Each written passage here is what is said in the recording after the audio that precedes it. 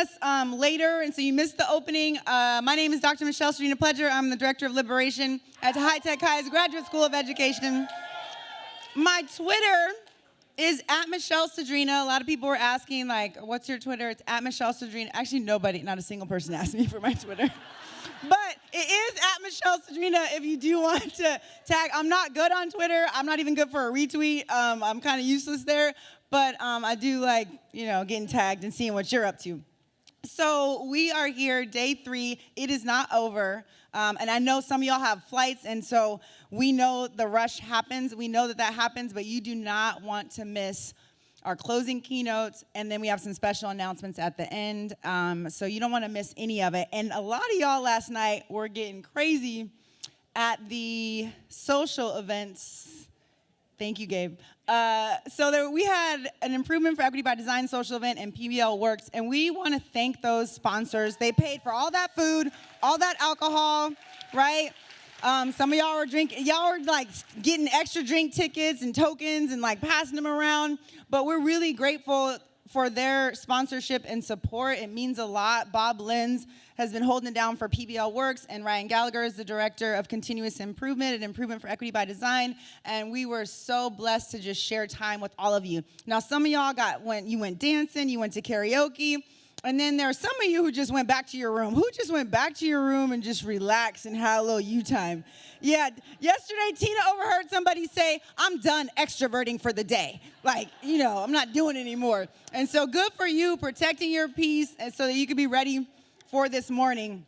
And we do have a great morning plan. Sorry, this breath mint is getting a little bit annoying. 1 second. Just gonna set it over here. Sorry, I know that's not sanitary. I'll get it later. I couldn't find the smaller Altoids. It was the whole thing. But we are here, and I have to tell you, this closing has been over 2 years in the making because we were supposed to do it in 2020. It didn't work out. So the build up to this is like, my stomach is just so ready for this because we have 2 phenomenal humans, and I want to talk a little bit about both of them. But we have Sam Seidel, who's the Director of K-12 Research and Strategy at Stanford D.school, also author of Hip Hop Genius. Just got my copy yesterday. Y'all need to get yours. So I met Sam several years ago at a Deeper Learning event. And then we would see each other at different conference circuits like Business Innovation Factory or South by Southwest EDU. And I thought, yeah, I like him. He's all right. He's like a good guy. He's nice. He's smart. He's kind. He's funny. He's about that hip-hop life. And he's a really attentive listener. When you're in conversation with him, he is with you. He's not looking around to see if there's someone more cool to talk to, which, don't you hate when people do that? I'm like, just go. Just go and talk to that person. I get it. I'm not doing it for you. Just move along. But Sam doesn't do that. He's like with you. And then when I found out who his mom was, then I loved him, okay? Because his mom is Dr. Adria Steinberg. She developed the 6 A's of project design, which were really influential in my PBL development. And I'm a fan of alliteration. I'm a fan of PBL. I'm a fan of smart women. That last one was redundant, y'all. I hope you caught that, okay? And to find out that Sam was the biological product of Dr. Adria Steinberg was everything. And 2 years ago, he and his mom, 3 years ago now, had an opportunity to be in a den together. And I was just living my best life watching these 2 intergenerational geniuses go at it. It was lovely. So I'm so glad that he's here. And he introduced me to Anjel Newmann, who is the co-executive director of AS220. She's an artist, she's an activist, she's an organizer, she's so many things. And we met virtually, and her confidence was compelling. It just came through the screen. I think at one point I asked her, okay, do you want to set up a time to rehearse and work the stage and all that? Because that's what I do. I rehearse in the mirror, I rehearse in the car, I rehearse in the shower, I rehearse in my sleep. I'm constantly planning. And her response was nah, I can rock any stage. I was like, woo. Oh, I was like, I believe you, sis. And I remember thinking, if I had that kind of brilliance, boldness, and beauty at her age, y'all wouldn't have been able to tell me nothing. Who could I have been if I had all that? Who might I have dated if I had all of that? I'm talking some Reggae Jean Page, that guy who plays Uhtred on The Last Kingdom. I don't know. Yeah, you know. but she is doing transformational work in this world. So please welcome to the stage Sam Seidel and Anjel Newmann.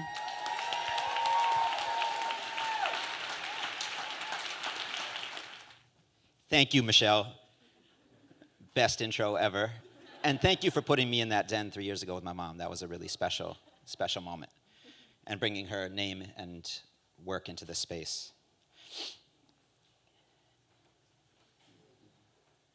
And thank you to the whole Deeper Learning team, the student ambassadors. In case we don't get to say this later, just thank you for putting on an incredible conference and bringing us all back together. And Gabe, and Jared, and Jacob, and DJ Junie, thank you all for making this what it is. Uncle L, Uncle Larry, thank you for teaching me how we can create schools that center students and communities so powerfully. I say names like Joy James because they can spark flames, mentors who don't censor, but show us we're all links in a chain. I'd like to thank you, Umberto Crenca, for showing me how to start programs from nothing that keep art at the heart. I'm trying to pay it forward, invite OGs to write forwards, so the next generation of education transformers can be less ahistoric about what came before us. Each one teach one is done. We all learn from all, whether we're citing it in formal journals or we're writing it on walls. Each of us is here today because we have people in our lives who have taught us. You heard those opening keynotes a few days ago, right? First of all, how good were they? I'm looking at some of the keynote speakers. Every single one of them talked about the people in their lives, and maybe I'm being obnoxious to point this out, but often they were outside of their traditional schools, who taught them, family members, mentors, folks at community programs that they were part of, right? A lot of times in traditional education, we're taught that learning flows in one way, right? From teacher to student, from adult to child, from mentor to mentee. I think we all know that that's wrong, and that the deepest learning happens in relationship, and it's cyclical. We're learning from each other. So what we want to do in this next hour, 45 minutes, I saw Michelle's eyes cut at me like, you don't have an hour. What we want to do in the next 45 minutes is talk about what that kind of learning looks and feels like. We want to talk about the learning that happens when we're all learning from each other and what that unlocks. And we're going to do it in kind of 3 acts. So the first act, we're going to warm up a little for y'all because we've been thinking and excavating this, Anjel and I, over the last, 2 years since we thought we were doing this in 2020. And so we're going to share some stories about folks that we've learned from and what that learning has looked like, what we've learned. Then we're going to open it up in Act 2. We're kind of priming the pump for y'all, so you should start thinking about who those people are for you, what those lessons were for you. And in the second part, we're going to invite you to actually think about that and share that. And then we're closing out with a special third act that I'm not going to say too much about, except that it speaks to the next generation of this work and where it's going. Is that fair to say? This feels like an especially important conversation to have right now about the people and the relationships because of the few years that we've just been through. And I really appreciated the opening keynote, the moment of silence we had for folks who we've learned from who are not here. Our way of doing that was to create an altar up here with some of the photos and the words of folks, particularly students that we've lost, that we wanted to bring into the space with us. We invite you all after the keynote to come up, interact with it, add stuff if you have stuff you want to add, you want to write something, somebody's name, and add it to that altar. But that's up here with us this whole time, and they're up here with us this whole time.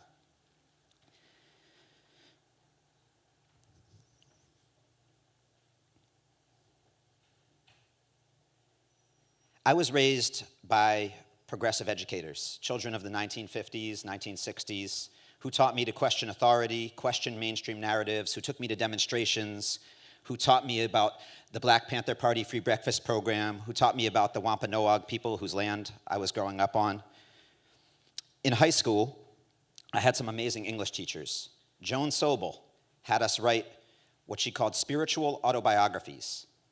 And we had to excavate what we believed in at that formative teenage time. And then we had to share it with each other. We did a little off-site retreat as a class, and we had to share our spiritual autobiographies with each other. And that was a very meaningful experience, and it was one of my first moments where I really realized the power of writing, the power of words to communicate who we are, to understand who we are, first of all, and then to communicate it with others, and to understand who others are, and to understand who we collectively are. Another teacher I had at that time, I should say too, Joan, I was gonna say let us make. She encouraged us to make rap videos as our final in our Bible is Lit class. And so Michelle was talking about this work that I've done around hip hop and education. That was my first experience in a school context, I think, being encouraged to bring culture, that culture, hip hop culture, into my learning. Another English teacher we had at the time, Donald Burrows, if Joan taught us the power of writing, Donald taught us the power of reading, assigning James Baldwin, Shakespeare, Toni Morrison, and then, unlike some teachers I had, really making sure we read it, like calling us out if we had not read it, which was important, and just facilitating these electric conversations about these texts that helped me come to love language arts and value reading, which paid off when I went to college and had a lot of reading to do. In college, I took a class with a professor named Joy James. It was called Race, Culture, and Incarceration.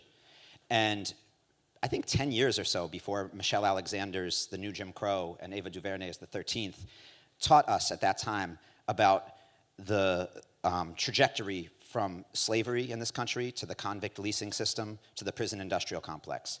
But Joy didn't just teach us through the texts she taught or the content of it. She taught us through how she taught. I remember there was a class. It was a long class, so we would have a break in the middle of class. And we came back from the break, and there was a white student in the class who said, I just want to say that I find it interesting that the students of color all sit together, and I don't get to sit with them, was basically the implication. And Joy said right away, I find it interesting that in a class about race and policing, a white student is trying to police the black student's physical movements in the class. And I remember just being like, well, this was years before I'd heard the term microaggression, but what Joy was helping me understand in that moment was that these big systems of oppression, the way whiteness plays out in our society, that we were studying kind of at a macro level in the class, was playing out in the class. Which has been a very valuable lesson for me. And that one of our roles as educators is to name that when we see it. Around that same time, I was doing my student teaching in our local juvenile prison, and I saw how a lot of the systems that Joy had taught me about in an academic context were playing out in young people's lives. Too many times I saw kids locked, confined inside a too small box.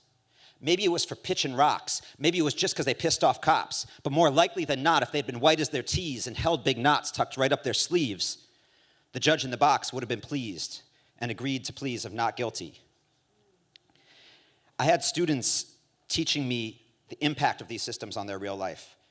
Bear taught me about the cash bail system and how unjust it is, how a young person can sit for 6 months having never had a trial or been proved guilty of anything because there's no one who can pay the bail for them.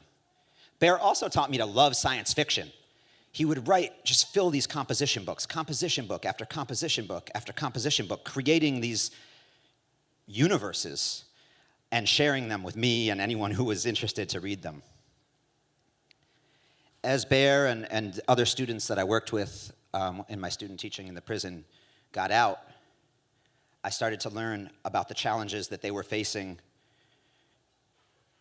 First of all, just fulfilling basic needs, and secondly, finding those opportunities for creative expression, the portals that for writing, for singing, for photography, all of these creative spirits that were bursting. Too many times I got that call. Too many times I picked up that phone. Too many times there was a pause, and then, yo, is Sam home? Just got out, no job, no bed, no food on plate, all on their own, no ID, no social security, no toothbrush, brush, or comb. All they wanted from me was an instrumental CD, a notebook to free the dome, no set of keys, no amphetamines, just letters to read and poems. I decided to dedicate my life, after graduating from that teacher credentialing program, to trying to create a space that would do both things, that would help young people meet the critical needs that they had in their life at that time, and also create those portals for self-expression, put microphones and cameras in young people's hands, sometimes just notebooks and pens and pencils. Trying to create a program like that was not obvious to me how to go about doing that. And there were some people I learned a lot from at that time, and two of them are here, so I got to talk about them a little bit. Elliot Washer, who I talked about earlier as Uncle L, as many of us now call him, had been one of the founders of the Big Picture, what was Big Picture Company at the time, but now it's Big Picture Learning, and the Met School, which happened to be just down the street from us in Providence. And I had the chance to do work study with Elliot when I was in college, and he taught me that 90%, you can tell me if 90 is right after I say this, 90% of what people tell you you can't do is bullshit. Is 90%? Okay, it's close. He might have said 99, I don't know. A lot of what people tell you you can't do, and that in fact we have to interrupt the way that things like schools look, youth programs look, if we want to do justice for the students we serve. Uncle Larry, who I shouted out earlier, was my middle school Aikido teacher, my high school principal, and then around this time, when I was trying to figure out how to start this youth program, had moved to this faraway land called San Diego, where he had found some open big building in a naval base and was starting this program called High Tech High. But I got to come out here over and over in those years and see what he was doing, building this place, and learned a lot of lessons, like what you keep out when you're designing something new is as important as what you let in. So these guys were teaching me how to design educational programs in real time. And we had a mentor in Providence too, Umberto Crenca, who I mentioned earlier, who had a lot of that, some of that same energy. Bert also had a style. He had his head shaved. He had this long white goatee. If he had 10 fingers on his hands, he had 30 rings and tattoos peeking out, curse words on his lips. But when we would go into a meeting with state bureaucrats, his passion would just burst out of him. And folks would have like no choice but to get down with the program. It was kind of that Beanie Siegel, get down or lay down energy with Bert. And of course, I learned a ton from the young people that we were working with. Almost all the young people who came to our program were employed because folks needed to be making money, so we created these youth-run, arts-based businesses. And so we would have these Monday staff meetings that would be this many people. No, okay, it wouldn't be this many people, but it would be like 30, 40 people in folding chairs in this old garage space that we had. And we would make decisions there together. So one particular Monday at one of these staff meetings, I came and I was feeling really good about myself because I had talked to the Department of Children, Youth, and Families of our state, and they were going to give our program more money, which I felt we needed, and they were going to give us an extra staff person, a licensed social worker that they had hired. So I announced this, and one of the youth staff members, Roger, who was sitting there on his BMX bike, kind of rolling back and forth, let me know that if we brought a licensed social worker into the space, he would never set foot in the studio again, and shared all these experiences he had had growing up, feeling like he had gotten burnt. His trust had been burnt by social workers that he had had to deal with.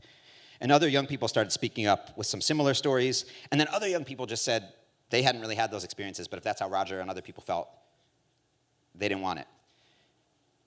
I learned an important lesson that day, that more isn't always better, and that how you get it, who you get it from, and what conditions it comes with really matter. A friend and colleague, and I would call mentor of mine now, Barry Spiegels, has this phrase he says to me, how we are is what it becomes. If we start to embody the same systems that the oppressive system that we're trying to bust out of and create a liberatory space from holds, we're going to recreate those systems of oppression within whatever it is we're designing. So I learned that lesson. Yay, that's Roger. You can clap for Roger. One other Monday meeting that I want to share about, we had gotten an invitation from the Rhode Island School of Design, which is a very prestigious art and design school that was in the same city that we were in, to come and share some stories. And I asked if anybody would want to go, and some young people raised their hands. We said, cool, let's go. It was supposed to be on a Saturday. The Saturday rolled around. You know those days, anybody who's from San Diego is not going to know what I'm talking about, I don't think, but you know those days that never get bright? Like the sun just never comes. It was like gray. It was one of those days, and I was super tired from the week. And then as I was getting ready to go out, it started raining, and I was like, I really don't want to do this. But I told people I was going to pick them up, so I'm driving around in my little old Maxima, picking people up all around Providence and Pawtucket. And we drive, and I don't know why this event was at a like kind of abandoned old mill building in Pawtucket, Rhode Island. But we go in, and folks are sitting in chairs, and immediately the vibe is awkward.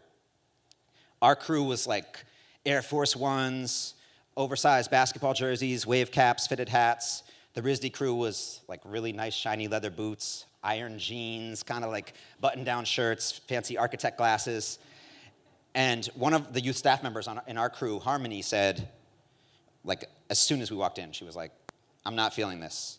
I feel like if I perform right now or share anything, I'm going to feel like an animal in a zoo. I'm not doing it. And Harmony's a leader, so when she said that, like, a bunch of other young people were like, yeah, I'm not feeling it either. Like, I don't want, and I was just like I don't want to try to get anybody to do anything they don't want to do. I don't want to disappoint these RISD people. I want to be at home still. But I learned an important lesson from Harmony and others that day, which is that learning happens at the speed of trust. And I've heard people say change happens at the speed of trust. Learning happens at the speed of trust. And I had that trust with Harmony. So she had shared those things with me. Like, that felt good. I was learning from her, she was learning from me. But that didn't just automatically port over to this group of folks with the fancy glasses. I know I have kind of fancy glasses now too, so I can say that. That has to be earned, that has to be built. And around that time, I was with Uncle Elliot at a Gates Foundation convening. And at that time, the Gates Foundation was talking about these 3 R's that all our schools needed. They said rigor, relevance, and relationships. Rigor, relevance, and relationships. They were saying it over and over again. Rigor, relevance, and relationships. And El was doing his kind of thing in the back of the room, you know, a little pace. I could tell he wasn't totally clicked in. And I asked him, like, what do you think about this? And he said, no, they're right about those. You need those 3 things, but there's an order to it. Relationships come first. Around that time, too, a 13-year-old young woman walked into the youth program with her little sister. They were part of a dance group called Project Heat. Janae, it's all good. It's all good. They were part of a dance group called Project Heat. And over the last 20 years, I've learned a tremendous amount from that young woman. Primarily, there's so much, it's hard to like sum it up, but primarily it's that you can change radically as a person and stay completely true to who you fundamentally are. She went from being a dancer to a rapper to an audio engineer to taking my old job to taking my boss's old job. And not only did she change radically but stay true to who she was, she did that to the program that I had helped to found. So she flipped things up, but kept the core the same. When the program moved from the garage in South Providence to a nice space downtown, some things got lost because in the garage, it was just this big, raw, open space where people could collaborate almost effortlessly. You had no choice but to collaborate. When there was all of a sudden a hallway with doors that closed, that spirit was gone. There was all these separate youth-run arts-based businesses that were great. But she saw that it had lost that spirit and figured out how to create Future Worlds, an Afrofuturist performance piece that got put on every year that opened all those doors and brought all the young people back together to collaborate on something. And I saw her challenge authority in these really cool and powerful ways. We had a policy that you weren't allowed to play copywritten music in our space for lots of reasons that I won't get into. But she took that on with the founder of the organization because she saw that our mission was to serve the most marginalized communities in the state. And that policy was keeping some people from coming because it was music that they could recognize that was making them comfortable in the space. I saw her challenge the Commissioner of Education for the state of Rhode Island around the lack of teachers of color in our schools and the lack of pipelines for teachers of color in our school. So the learning between me and this young woman has been that kind of learning I described earlier. Learning from each other over years and years and years. And I'm still learning from her today. And I'd like to welcome her to the stage. Make some noise for Anjel Newmann.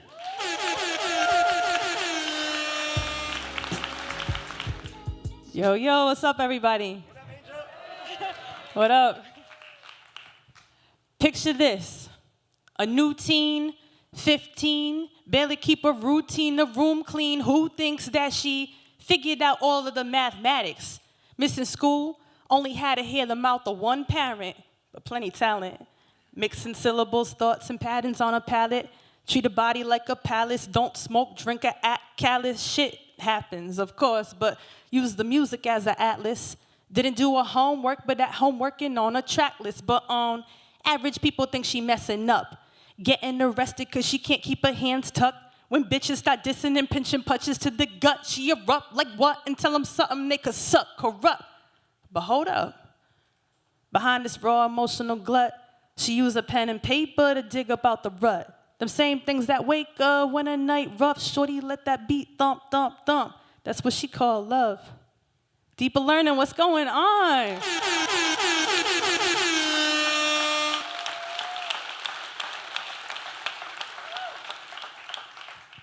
I gotta be honest with you.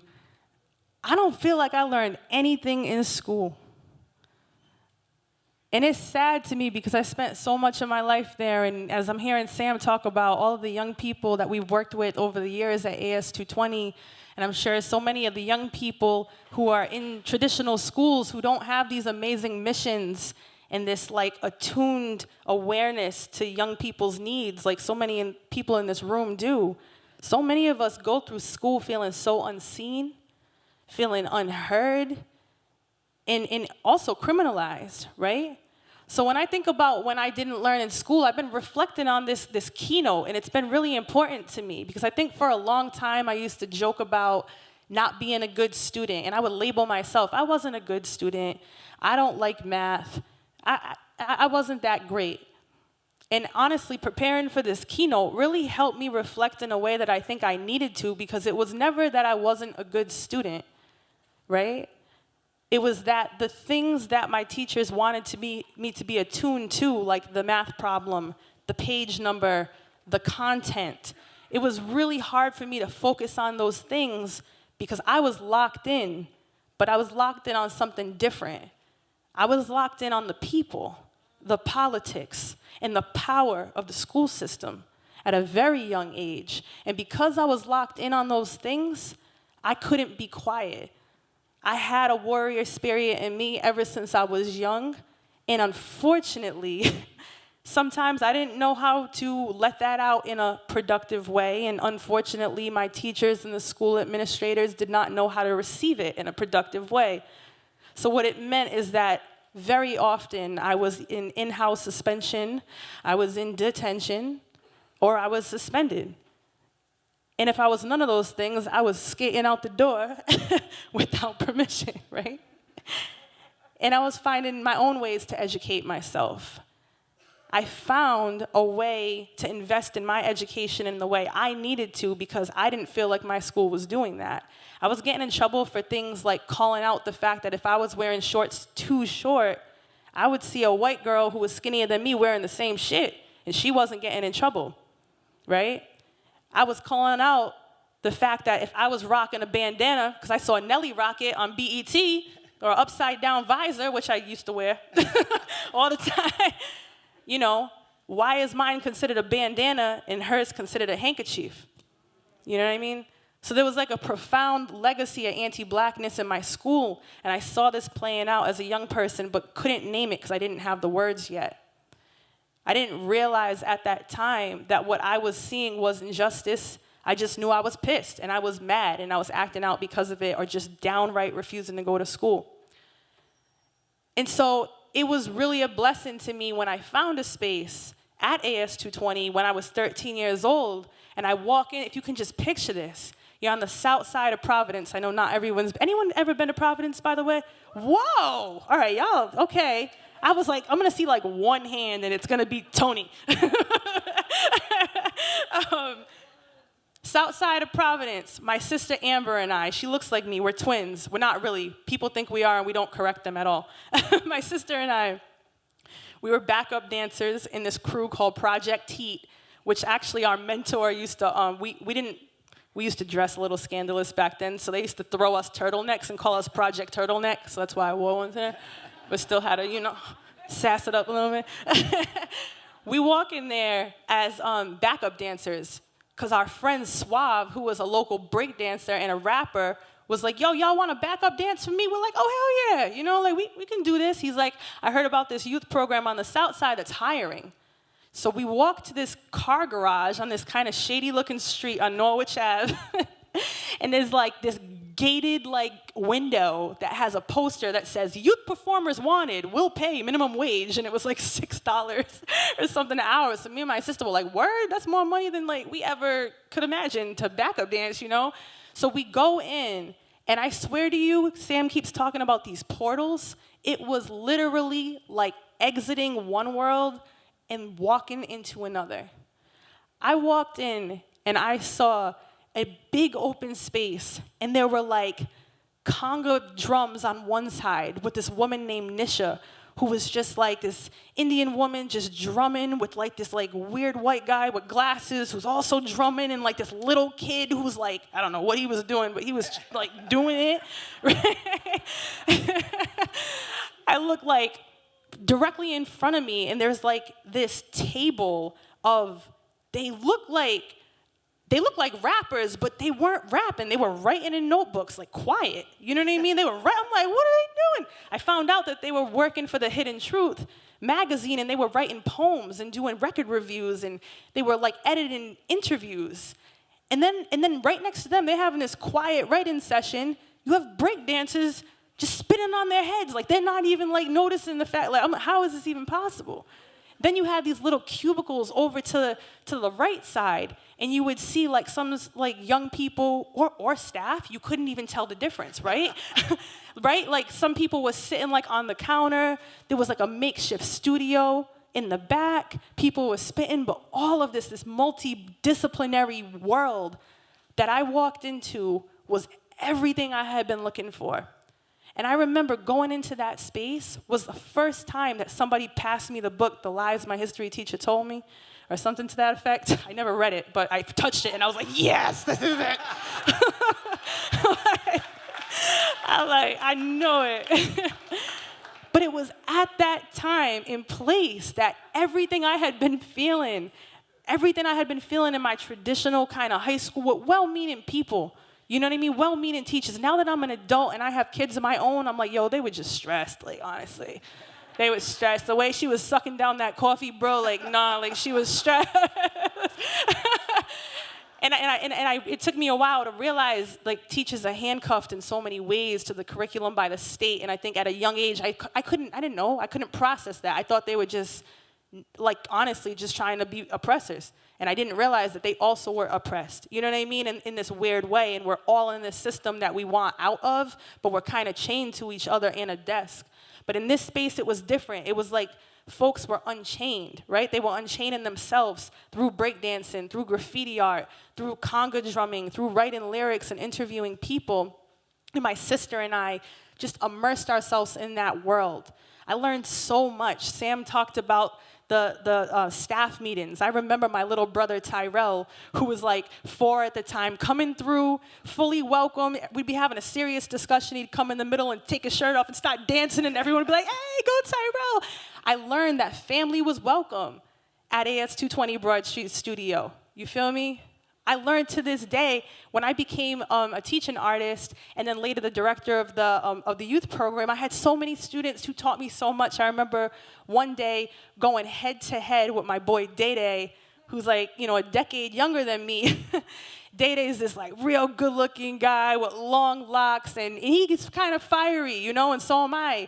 And we got into it over something in the recording studio. And it ended off, I know, Janae, you were there, I think. It ended off in a standoff in the hallway of the youth program because he was unwilling to budge on his square. And I'm bullheaded too, and I was unwilling to budge. It got into this back and forth. Yo, I'm calling my cousins. I'm like, call your cousins. You know what I mean? And it ended up where we had to take a break from each other. I'm the adult, so I was like, all right, I'm going to chill. Don't call your cousins. I'm not fighting nobody. But me and Day are tighter than ever, you know? And right now, unfortunately, he is doing a bid right now, but that's my little brother. And it took me some time to realize, like, you know what? Sometimes it's not about being right as the adult. If this young person's so inflamed and so impassioned, just back down. And in that moment, I should have backed down.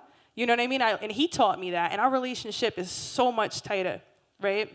I learned so much from going to the training school that Sam spoke about, working in the youth prison with both the young men and the young women.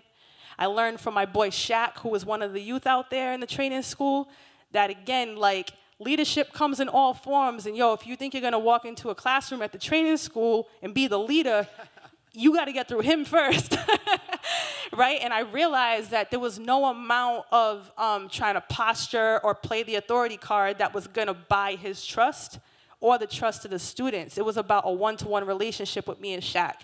And then once Shaq trusted me, he was able to help me co-teach the class because we had put that time in together. And so there's just so much beautiful like magic that happens in a place like AS220, in youth programs all around our country, in places like High Tech High. I've heard so much about this place from Sam, and I'm just so honored to be here today. Yeah, and I don't want to keep on rambling, but I'm really overtaken by the love and the joy and the smile. I can see the smiles through the mask, which is really cool. And I'm really excited to be here, and we have a fun morning, afternoon in store for you, so thank you so much. Yeah. Angel. So you want to spin ciphers? Yeah. So we're going to move to Act 2 here. Hopefully that got you all warmed up thinking about people in your life who have taught you, who you've learned from. Do you want to explain a little about where this is going, and then I'll get into like the nitty-gritty? And we have some student ambassadors who I think are going to pass out paper and pens to anyone who needs it. So this would be a good time for that to happen. Absolutely, absolutely. So again, referencing that Monday community meeting that we would have at AS220, I think about the power of the circle, right? And the power of the circle shows up throughout history, whether it's in drumming circles, campfire storytelling, right? Whether it's b-boys breakdancing or MCs battling, the power of the cypher, this decentralized, intergenerational learning space, is something that we bring into our classrooms and have remixed education around that philosophy. So today, we're gonna ask that y'all cypher up. You wanna explain that? Yeah, so we're gonna get you all to rap. But don't be scared. If you're like, I saw somebody on this stage yesterday spitting something he had just written. Hey. You don't need this. You gotta write something fresh and original. If you're comfortable writing, you can write however. But for those who this is newer for, we're gonna ask you to take a little risk and try to write something. So what we're gonna do is we're gonna play this beat twice. The first time is to write. You can write on paper, you can write on your phone, you can use this, you don't have to use this. But you're gonna write 4 lines, whether you use this or not. When that beat ends and DJ Junie drops the air horn, funk flex, bomb drop, whatever it is, then we're gonna stand up and actually form ciphers like what Angel just described, and we're gonna share what we wrote. So this is like, what is it, a real performance assessment? Show and prove. So the beat is about 4 minutes. So we got about 4 minutes to write, we got about 4 minutes to share, and then we're gonna come back together. Is that right? Did I leave anything out? That sounds good. All right, let's get it. So this is about to be a little messy because we're gonna ask you to group up in groups of like 5 or 6. And it means you kind of got to turn. You might turn your chair. If you feel comfortable standing up, you might stand up. But you just need to form a little group wherever you're standing. And we're just going to go around, and we're going to read out and share with each other. Y'all got that? Any questions, Michelle? Anyone? In some encouragement, we put our students on the spot every day. So now it's your turn, all right? That's real. All right, let's get it. DJ Junie, let's play that beat once more. By the time this 4 minutes is done, everyone has to go. So if you spend the whole time introducing yourselves, you're not going to get to it. So just jump right in. In ciphers, we don't show up and say, "Hi, my name is Sam, and I'm here to rap to you." We just jump in. All right, y'all. Hey. DJ Junie. Give it up for DJ Junie one time. Killing the vibes. And everyone who's doing tech today, this cannot happen without you. Seriously. Clap it up. All right. We're going to do like we do at AS220. We're going to call one mic. So it's just a nice, gentle call to attention. All right. Y'all are good. I forgot y'all are educated, so y'all know how to. I learned this quiet coyote the other thing at a rap competition. Is that a thing? Yeah, for y'all too? Okay, word.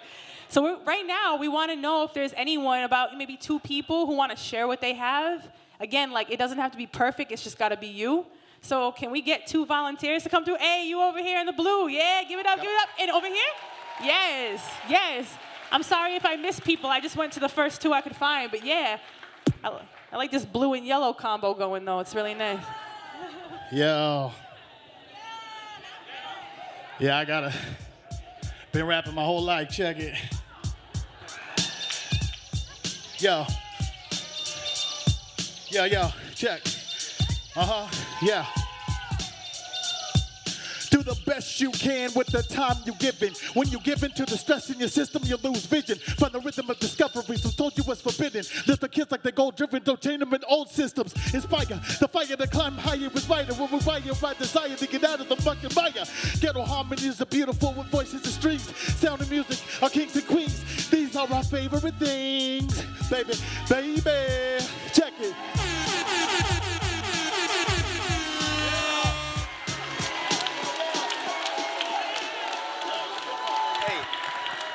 Hold on. Before you step off stage, did you just wrote that? Yeah. Make some noise. He just wrote that.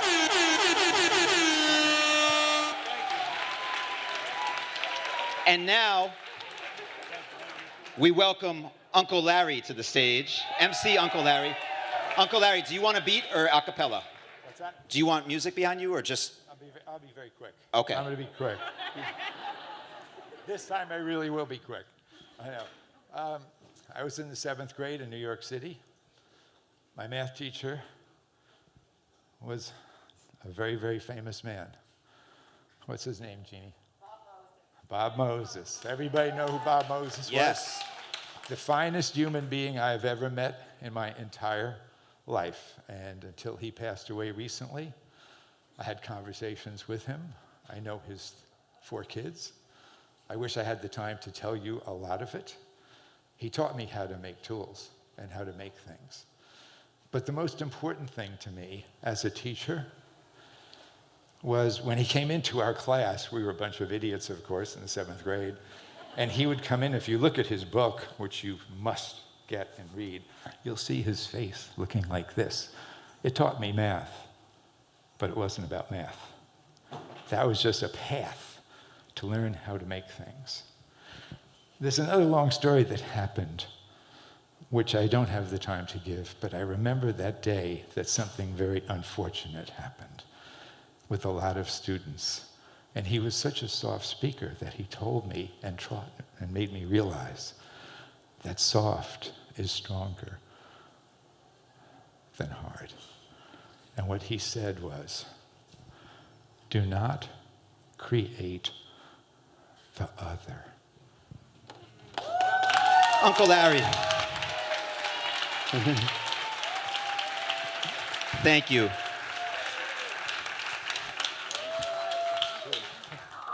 I know the whole story of which Uncle Larry speaks, and I highly recommend that you approach him afterwards and get to hear the whole thing. We're about to give something away, right? Yeah, okay. I just want to make sure I'm at the right part of this. So I told y'all a story earlier about a rainy Saturday in a warehouse in Pawtucket. Okay, Pawtucket's in the building. What are the chances? About 10 years after that rainy Saturday, I walked into a Baptist church in my neighborhood in Providence. And I didn't know exactly what was going on, but it was a MLK Day celebration that I was attending. And they started introducing the keynote speakers. And it was like the governor of the state, like one of our U.S. senators from the state, and Shane Lee, who was like an OG youth staff member from AS220. Had no idea he was on the program. He had no idea I was in the building. And he gets on stage and he's like, I'm going to tell you all about my path to Kingian nonviolence. And I was just super impressed, like, and just proud. Like, look at him shine up there. All these dignitaries and whatnot. And the wildest thing happened. He said he was going to tell us all about the 3 turning points in his life on his path to Kingian nonviolence. And when he got to the second turning point, You got this, Sam. You got it. who was that? Love you for that. Thank you. I needed that. He starts his second turning point. He starts talking about this rainy Saturday in a warehouse in Pawtucket, Rhode Island. After Harmony and some of the other young people said they didn't want to share, of course we respected that, Shane pulled up a chair in the circle with the folks from RISD, and he shared some of his life story, and he sang a song that he had written for his mom who had passed away. Do you remember how it went? I'm so confused. He's my baby daddy, so I remember.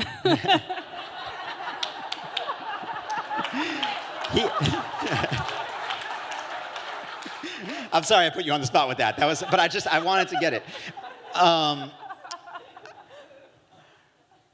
had no idea that was the first time he had shared his story in that way, and that song publicly. But here he was, like 10 years later, no idea I'm in the church, talking about that as the moment where he realized that his story and his art could impact others' lives and set him on this path where he now works at the Institute for the Study and Practice of Nonviolence. So even if I had not been in that church, that Saturday had been a lesson from Harmony and others. But getting to hear Shane talk about what that Saturday meant to him was a whole other lesson for me. In particular, about the importance of the longevity of these relationships. I mean, I so easily could not have been there and not had any understanding of what that day and that moment was for him. So us being in community with each other and staying connected over decades and decades is incredibly important. And we learn more about ourselves, our power, our responsibility, our relationship to each other. There's someone in a church today or in a community center or a school cafeteria or a graduate school of education forum talking about someone in here and the difference that you made in their life, something you said, an opportunity you gave them, a challenge you gave them, maybe just a turn of phrase, whatever it was. Somebody is out there talking about someone here. We have no idea. Suave doesn't know was being talked about. Professor Joy James doesn't know she was being talked about. My mom doesn't know she was being talked about, right? This is important. This past September, Donald Burrows, one of the high school teachers I was talking about, passed away. And I learned about it as we often learn about things these days on social media. And one of my biggest regrets is that what I told you all today about the impact Donald made on me, I never told him, right? How easy would it have been for me to hop on social media? I'm trying not to shout out any companies. To hop on social media that he was on quite a bit and just tell him that he was one of the major inspirations to me becoming trained as an English teacher and doing the work that I do. So we have a gift for you all today. The student ambassadors are going to pass around. And I want to give a super big shout out to Randy for doing the design work on this, and Haley and Michelle for every time Anjel and I had an idea and we were like, yeah, we'd like a DJ, and we'd like to give out a little notebook, and we'd like to do all these different things. And they're just like, okay, we'll design it. We'll make it happen. So we're going to pass that around right now. But it's basically another kind of Mad Lib like this that Anjel and I wrote. And my wife, Sunana's here. Yeah. I was telling her what we were going to do, and she was like, people are going to feel awkward, like writing to someone they haven't talked to in 20 years to say something. So we gave you an excuse. It says at the top, like, I'm at a keynote with these weird people, and they're telling me to do this. So sorry, but I just want to tell you, you made a difference in my life. So it has a big fill in the blank, and we're going to give you that. There's envelopes for it as well. And we really want to encourage you to take the time, whether it's while you're sitting here right now or if you're rushing off to a flight when you're on the plane, fill this out. Take a picture, post it on social media, tag them in it, or go old school and put it in the mail to them in the envelopes that we've got. But please, at least just reach out to one of those people and let them know about the impact that they've made for you. Yes.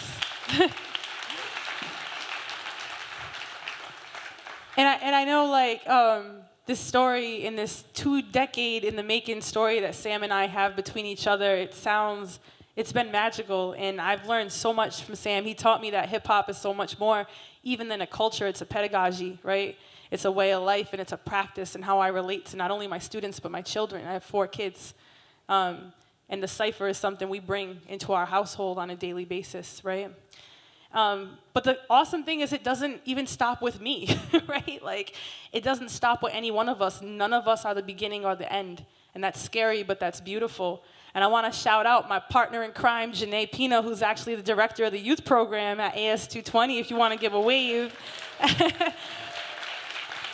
She's bringing the youth studio to new heights. And this piece about long-lasting relationships that Sam touched on, I think, is so important, and that's what we try to do at AS220. And I know so much of the work that we all do is like, how do we make sure we can be in each other's lives for a long time? Because that's where the change grows. I often feel like being a teacher, it's like you're setting yourself up for all these heartbreaks, because we have to plant the seeds and then we have to walk away. And so often we don't get to see them bloom, or we hear through social media that they were stepped on, right? And it's heartbreaking. But I have the divine privilege of being able to see some of those seeds that I can't even take credit for, but I saw them in the ground. And they were planted at AS220 when they were 9 years old. and they're now, they took my old job and are completely killing it. So without further ado, I want to call up my little brother, J. Lou. Somebody give me a chance, that's what I'm missing for sure. It ain't me and the boys, it ain't me and the swirl, it ain't me and the clique, it ain't me and the fam. Nothing arms reach for me, this ain't Jeremy Lamb. Nobody gave him a ticket, he had to get it himself. On the road with my dukes, even before I was 12, I was declining them deals. I was scared to get shelved, thinking about ending it all when I was all by myself. You see a smile of funny ways when you look at me, but never ask if I'm okay, don't go off what you see. You don't care about me, man. You ain't real deal. It ain't genuine with you, man. It ain't real deal. Y'all make some noise for yourself.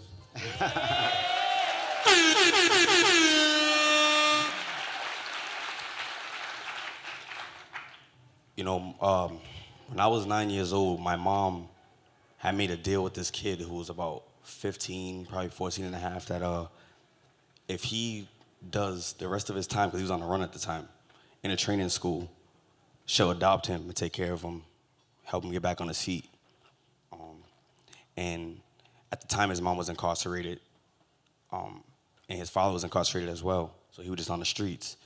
So when he got out, my mom and daddy took him on a shopping spree, they got him a phone, they did all these things for him, right? And they brought him to AS220 Youth. And I remember my mom, like, I was glued to her hip, so she was like, "Ah, you gotta come with me to the interview," right? So we went to the interview for him, and I'm there on the side, and I remember there was these two girls, right? And it was Anjel and her sister. They had like this big hair. They was dressed like they was about to start dancing right in front of us. They're like a duet. They're like salt and pepper. That's what they look like to us. And they looked so cool. Like, everybody was just like so amped off to them. A couple people was running up to them a lot of the time, and I was just like, "Yo, who are they?" Right? And the whole interview, they were talking to me. They weren't even talking to my foster brother at the time. And I remember he was like, "Thanks a lot for stealing my interview." And after that, Anjel was like, "You know, you should come to our rehearsal, right? Our dance rehearsal," because I really liked dancing at the time. So I'm like, you know, a few years too young to be in the program, so I'm just there watching on the side, you know, just learning, looking. Months go by, I'm in the show, the big production, performing in front of thousands of people at Food Fest, which is a great big event in downtown Providence. Time goes by. My biggest lesson I learned is that, you know, in AS220, we value the people more than the output. We value the people more than the art. The art's just not that important.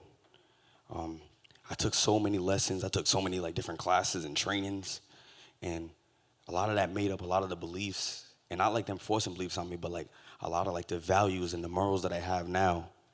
And now this is my first year actually teaching in AS220 Youth.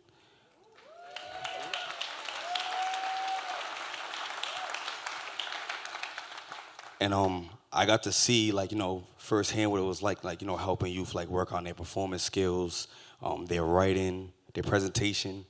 And I'm sitting there watching, and, before we even started the show, right, a bunch of the youth are, following me everywhere I go. I'm like, "Why are you following me?" And I remember we used to do that with Anjel, "Oh, what do we do? Oh, where should we stand behind the stage? Where should we?" They're all following me. They're, looking at me. They're asking me if I look down. "How does my shirt look? How does this look?" And I'm like, "You're good, you're good." But I'm like, why? I didn't realize it. And then when the show was, going on, my guy Salo was like, "Do you understand how that feels now?" So I'm like, "Wait, what?" And then I'm like, "Wait, I'm not even gonna be performing." I was kind of mad. I'm like, "I want to perform," but I wasn't. It was the youth performing. And then I'm like, wow, I'm not taking credit for the work that they did, but it's wow, I really helped them. I really, and I pat myself on the back, not being a narcissist or anything like that, but I had to give myself flowers, It was very rewarding, very rewarding.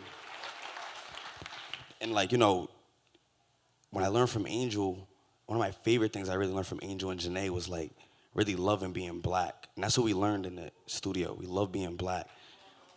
And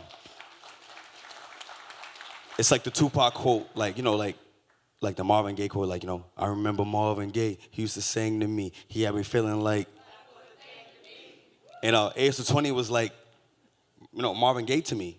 We focused on blackness, black magic, black future. Afrofuturism. Everything was in the lens of Afrofuturism since my time coming in 2009 to now. And I just want to thank them for that and really like show them love on that, really, for real. Like, I want y'all to make noise for, you know, Angel, Sam, Janae.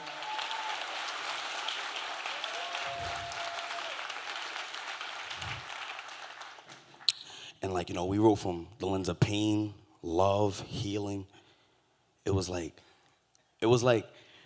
every day we come in the studio, it's like, all right, we're gonna do a free write, right? You know, talk about how your day went. Talk about what you did this morning.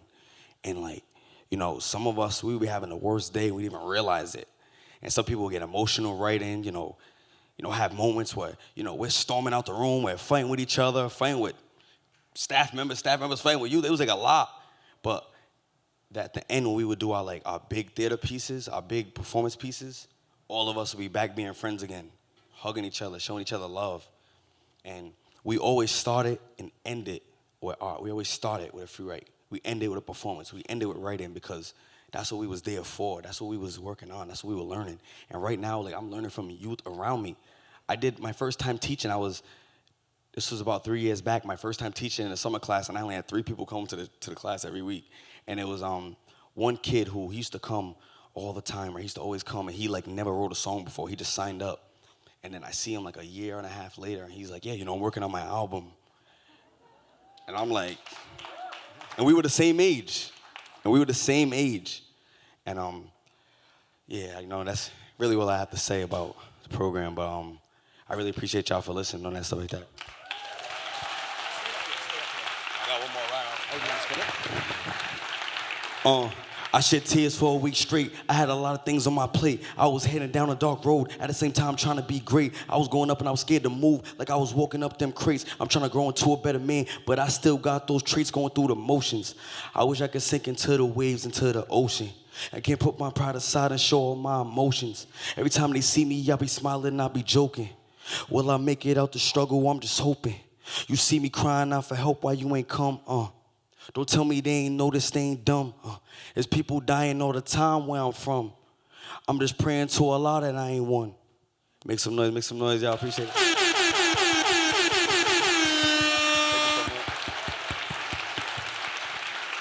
Make some noise for J. Lou. Thank you, guys. Stay up here for a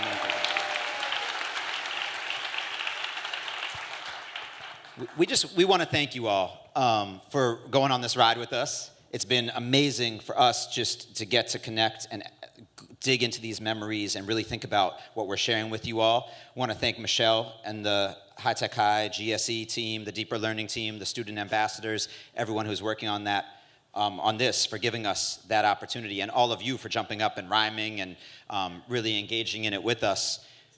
The deepest learning happens through relationships. Thank you.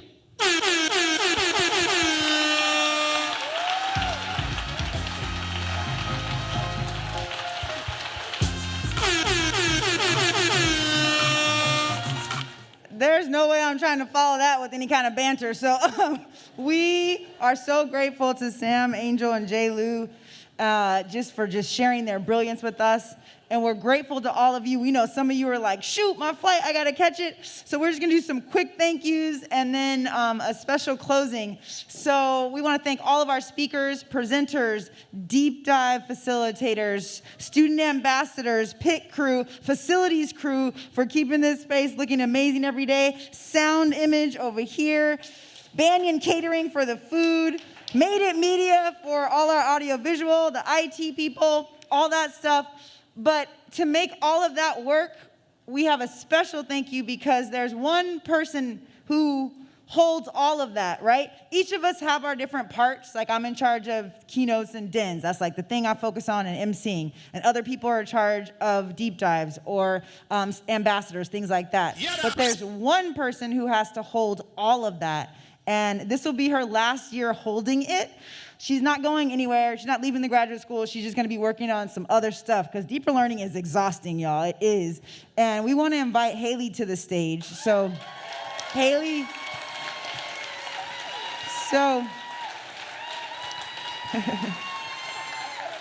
So Haley is the one we all go to with all of our questions. She has to make all of the really tough decisions. She is there to help us. We cry to her. We do all the things. She is really deeper learning, but she does not like attention. So I'm not going to make her stay up here long, but we. Just said I should have stayed home. Yeah, she just said, yeah. But we're so grateful for the work that she's poured into this community in so many ways. And we just want to honor her. She's going to get a spa day. It's like a full day treatment of like massage, facial, lunch, whole thing. We got an outfit, but we just wanted to honor her. I won't make you, yeah, she's, okay. But thank you, love you. So we want to honor her. Okay, so, if you're thinking, shoot, I do not want this party to end, what school could be is the place where we can keep it going, because we're all going to go back home, but we want to stay connected. Like, you found your people. We have a lot of new people their first time here. This is your family. We want to keep this going, so please check out the QR code, sign up for what school could be so we can stay connected. And then, we like to end with a little what's coming next. And this is what you have coming up. Oh no, I was going to say this first. So I feel like I've established credibility with this crowd. So I want to self-promote my book. Now that I've established credibility, I would love for you to get a copy. It's been endorsed by Ron Berger, Chris Emden, Herman Gallardo, just started reading it last night. So please, get a copy of that book. It's so good. I got my shirt on. You gotta support yourself. That's what Jay Lou said. You gotta celebrate yourself sometimes. So definitely give you some time to get that QR code real quick.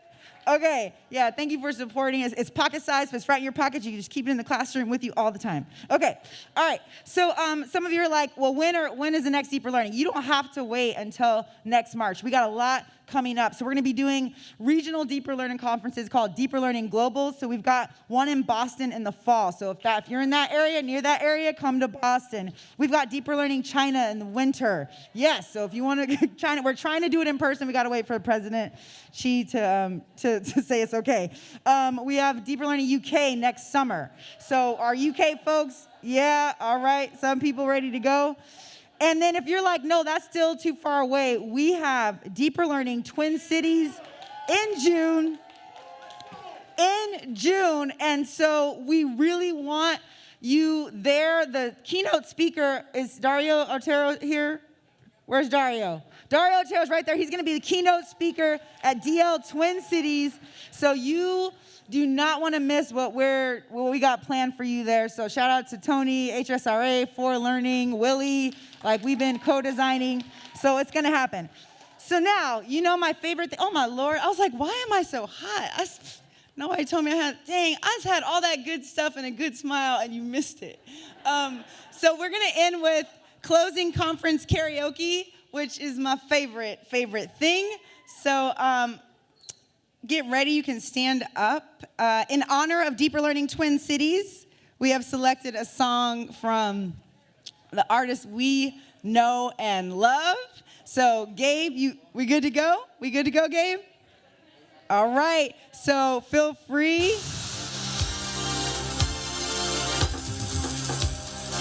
All right. We want you singing and dancing, friends. Come on stage if you want to. Oh, shoot, my mask. You're welcome to come on stage. Come on, people.